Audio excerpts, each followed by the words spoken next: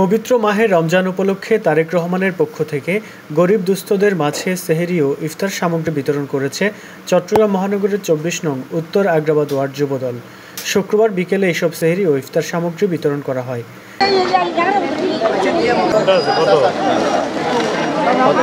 এতে প্রধান অতিথি ছিলেন মহানগর যুবদলের সাবেক সভাপতি মোশাররফ হোসাইন দীপ্তি। প্রধান বক্তা ছিলেন সাবেক সহসভাপতি নূর আহমদ গুড্ডু। বিশেষ বক্তা ছিলেন সাবেক সহসভাপতি ফজলুল হক সুমন। সভাপতিত্ব করেন ডবলমুরিং থানা যুবদলের আহ্বায়ক বজল আহমেদ। সঞ্চালনা করেন সিনিয়র যুগ্ম আহ্বায়ক সাইফুল আলম রুবেল। বিশেষ অতিথি ছিলেন নগর যুবদলের সাবেক সহসভাপতি মিয়া মোহাম্মদ হারুন, মুজিবুর রহমান, যুগ্ম সাধারণ সম্পাদক শাহরিয়ার জিয়া, মাইনুদ্দিন মোহাম্মদ শাহিন, সহ-তথ্য ও গবেষণা সম্পাদক আরিফ হোসেন, ২৪ নং ওয়ার্ড বিএনপির সাবেক সাংগঠনিক সম্পাদক ইদ্রিস হোসেন, হালিশহর থানা যুবদলের সিনিয়র যুগ্ম আহ্বায়ক সাদ্দাম হোসেন। সেহরি ও ইফতার সামগ্রী বিতরণকালে সার্বিক সহযোগিতা করেন ডবলমুরিং থানার যুবদল নেতা ইব্রাহিম ইমন, জয়নাল আবেদিন মানিক, হারুনুর রশিদ, সাইফুল আলম প্রিন্স, পারভেজ, বেলাল, মোর্শেদ, আলাউদ্দিন, আক্তার, মোরাদ।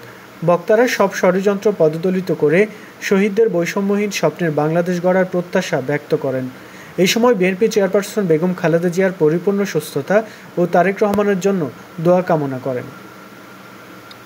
বিএনপি হচ্ছে দেশের সাধারণ মানুষের দল, একদম মধ্যবিত্ত, নিম্ন মধ্যবিত্ত, খেটে খাওয়া মানুষ, এই সাধারণ মানুষের দল হচ্ছে বিএনপি। এই ১৭ বছর এই জালেমদের এমন কোন নির্যাতন নাই যেটা এই দলের উপর হয় নাই। আমরা যারা এখানে বসে আছি, কারোর বিরুদ্ধে কমপক্ষে ২০, ৩০, ৪০, ৫০, ১০০টার নিচে মামলা ছিল না। এখানে যারা উপস্থিত আছে, একাধিকবার কারাগারে গেছে, জেলে গেছি, আবার বেরোছি, জেলে গেছি, আবার বেরোছি। এইভাবে সংগ্রামের মধ্য দিয়ে আমাদের একটা পদযাত্রা আল্লাহ কবুল করেছেন। এই ৫ই আগস্টের ছাত্র জনতার ঐতিহাসিক বিপ্লবের মধ্য দিয়ে জালিমের পতন ঘটেছে। শহীদ প্রেসিডেন্ট জিয়া রহমানের আদর্শ এবং সূর্য সন্তান হিসেবে এবং সুযোগ্য সন্তান হিসেবে আজকে বাংলাদেশ জাতীয়তাবাদী দলের তিনি যে নেতৃত্ব দিচ্ছেন, তার এই ধারাবাহিক মাধ্যমে উনি আমাদেরকে বলেছেন জনগণের পাশে যাওয়ার জন্য।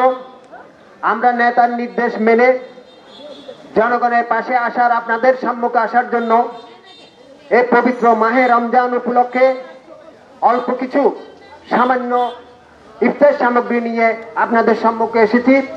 অর্থনৈতিক মুক্তি, সাধারণ মানুষের শিক্ষা ব্যবস্থা, সাধারণ মানুষের চিকিৎসা ব্যবস্থা, এই দেশের ভৌগোলিক অখণ্ডতা রক্ষা, দেশের স্বাধীনতা সার্বভৌমতা রক্ষা, মানুষের মৌলিক অধিকারগুলো নিয়ে কথা বলাটাই হচ্ছে আমাদের রাজনীতির মূল ইস্তিহার।